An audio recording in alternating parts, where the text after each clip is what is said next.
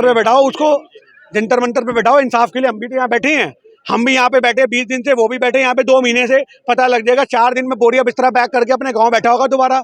इंसाफ नहीं चाहिए भैया, मुझे सजा चाहिए, फिर तो ये बोलेगा। इंसाफ जो है वो ज्यादा महंगा है, कम से कम साला जेल में रोटी पानी हवा तो मिलेगी, यहाँ तो भूखा मर गया मच्छरों के अंदर। तो आज हमारे देश के अंदर इंसाफ जो है बड़ी मुश्किल से मिलता है मेरे भाई। इंसाफ के लिए रगड़ना पड़ता है खुद को, इंसाफ के लिए लाठीचार्ज सहना पड़ता है, इंसाफ के लिए तोहमतें सहनी पड़ती हैं। आज जो हमारी बहन बेटियां सह रही हैं तोहमतें, किस तरीके से तोहमतें सह रही हैं? किसी ना किसी तरीके से ये बात उठती है कि भैया ये राजनीति कर रही हैं, किसी ना किसी तरीके से ये बात उठती है कि पहले क्यों नहीं बोली। तो आज हमारे देश के अंदर इंसाफ की आवाज को बुलंद करना भी अपने आप में पाप हो चुका है, पाप।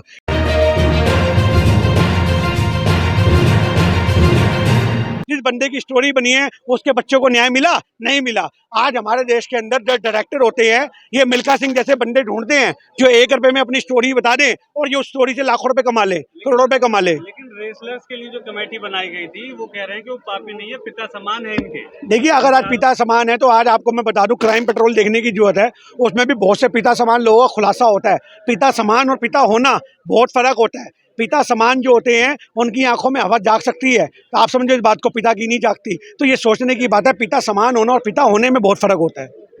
वो तो कह रहे हैं ना सर कि मुझे भी इंसाफ चाहिए, अभी भी वो कह रहे हैं कि मुझे इंसाफ तो जंतर मंतर पे बैठाओ उसको, जंतर मंतर पे बैठाओ। इंसाफ के लिए हम भी तो यहाँ बैठे हैं, हम भी यहाँ पे बैठे 20 दिन से, वो भी बैठे यहाँ पे 2 महीने से। पता लग जाएगा 4 दिन में बोरिया बिस्तरा पैक करके अपने गांव बैठा होगा दोबारा।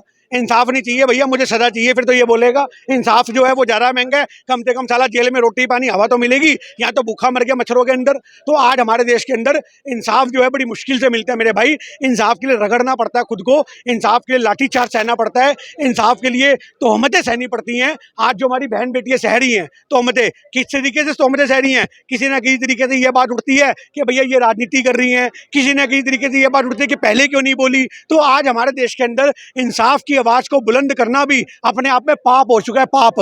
कि पहले की नहीं बोले और अब क्यों बोल रहे हैं। कैसे कैसे पहले फोटो साथ में होते हैं, मीडिया का क्या रोल है बचाने? देखिए, आज मीडिया का रोल ये है, टिकेत साहब ने खुलासा किया, आपको पता होगा, टिकेत साहब को बुलाया, टिकेत साहब ने बोला कि आप लोग बचाने के तो बड़े प्रबंध चला रहे हो हर मीडिया पे, पर आप ये नहीं बता रहे कि भैया इसको सजा कब होगी, इसको अरेस्ट कब किया जाएगा। तो आज हमारे देश के अंदर मीडिया जो है वो आंदोलन को दबाने का प्रयास करती है। ये तो आप जैसे सोशल मीडिया वालों का धन्य है जो आपके माध्यम से हमारी बहन बेटियों की बात दूर तक बढ़ रही है। और इसलिए शायद साक्षी मलिक ने आपसे 2 दिन पहले प्रेस कॉन्फ्रेंस करके एक बात रखी कि हम चाहेंगे कि ये मीडिया के साथी रात को भी बने रहें कुछ साथी, क्योंकि हम लोग यहाँ पे असहज महसूस कर रहे हैं। तो आप समझो, जब हमारे देश की बेटियों को नेशनल मीडिया का सहारा नहीं मिल रहा तो आप न्याय की उम्मीद क्या करोगे। वरना आज हमारे देश के अंदर हमने निर्भया जैसी सूरतें भी देखी हुई हैं जिनको एक एजेंडे के रूप में इन्होंने चला दिया। तो आज हमारी बहन बेटी जीती जाती सबूत हैं जो न्याय की मूरत बन के बैठी हैं, पर न्याय नहीं मिल रहा। लेकिन निर्भया के नाम पे ये सरकार में आए थे और अब रेसलर जो है इनके खिलाफ प्रोटेस्ट कर रहे हैं इंसाफ के लिए।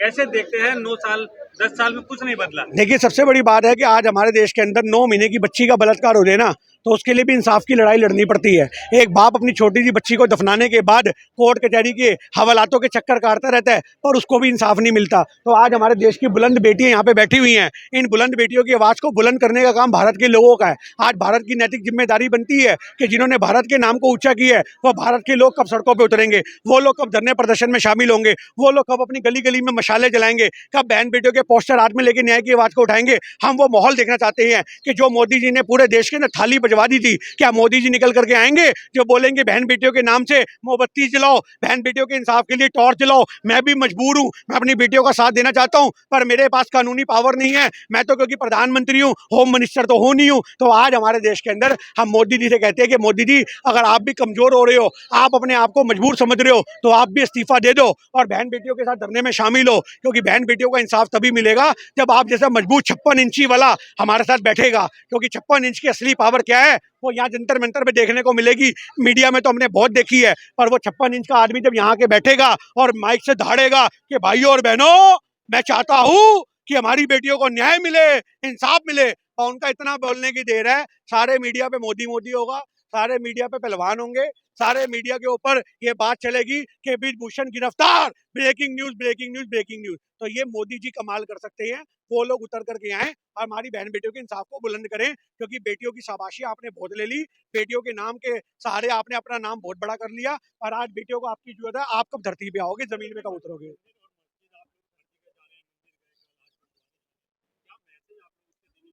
भैया आज हमारा देश जो है ये हिंदू राष्ट्र की तरफ मोड़ रहे हैं, और हम दिखा रहे हैं कि भारत जो है एक धर्मनिरपेक्ष राज्य है, भारत एक धर्मनिरपेक्ष देश है जहाँ सभी धर्मों का सम्मान है। और आज हमारे देश के जो पहलवान हैं वो किसी एक धर्म के नहीं है, वो सभी धर्मों को अपने सीने में समेट के बैठे हैं, क्योंकि तिरंगे के ऊपर कोई धर्म छपा हुआ नहीं होता, तिरंगे के ऊपर संविधान होता है, एक भारत की ताकत होती है, जिन्होंने भारत की ताकत को मजबूत किया है। उस भारत की ताकत में सभी धर्म हैं, तो आज सभी धर्मों का सम्मान करना हमारे देश की परंपरा है। अगर हम अपने देश को मजबूत करेंगे तो सभी धर्मों का साथ हमें देना पड़ेगा। सत्यपाल मलिक पे भी पड़ेंगे, रिश्तेदारों पे भी पड़ेंगे, सबके बोरिया बिस्तरा पैक होंगे, ईडी की छापेमारी होगी, सब हवालात में बैठे होंगे। थोड़े दिन आपका चैनल अगर अच्छे से मोनेटाइज हो गए, कमा गया, तो आपके ऊपर भी ईडी की छापेमारी होगी, तेरी मिलियन में वीडियो चल रही है, तू भी आजा रगड़े में। तो आप ये बात समझो, जिसकी जेब में 500 के 2 नोट मोदी सरकार को नजर आ जाए, वहीं ईडी की छापेमारी हो जाती है। इनका ये हाल हो चुका है। सुप्रीम कोर्ट ने बोला है ईडी को थोड़ा सा सही से काम कीजिए। तो वो तो सुप्रीम कोर्ट के माध्यम से कहीं ना कहीं पेशकश होती रहती है। हमें सुप्रीम कोर्ट का समझ में नहीं आता, जब सब कुछ हो रहा है तब निकल के क्यों आता है, जब सब कुछ हो रहा होता है। कभी कहते हैं नोटबंदी गलत थी, अरे भैया जब लोग मर रहे थे उसी समय फैसला बोलते रुकवाते हैं आप लोग, आपने क्यों नहीं रुकवाया? क्या सुप्रीम कोर्ट के हाथ में पावर नहीं है? आप समझो इस बात को। तो आज हमारे यहाँ पे जब खबर भी खुद जाती है, बंदे ढक दिए जाते हैं, मिट्टी चढ़ जाती है, 1 महीने बाद चींटियां खा जाती है कब्र में लेटे आदमी की लाश को, तब सुप्रीम कोर्ट जैसे बंदे निकल के आते हैं गलत हुआ था, ये बच सकता था, इसके खिलाफ कार्रवाई होती तो इसका बचाव हो सकता था। तो ये हमारे देश के तो सुप्रीम कोर्ट है कि बंदा मर के दफन हो गए, 13वीं भी हो गई, उसके बाद ये निकल करके आते, पहले क्यों नहीं आते, ये मुद्दा है।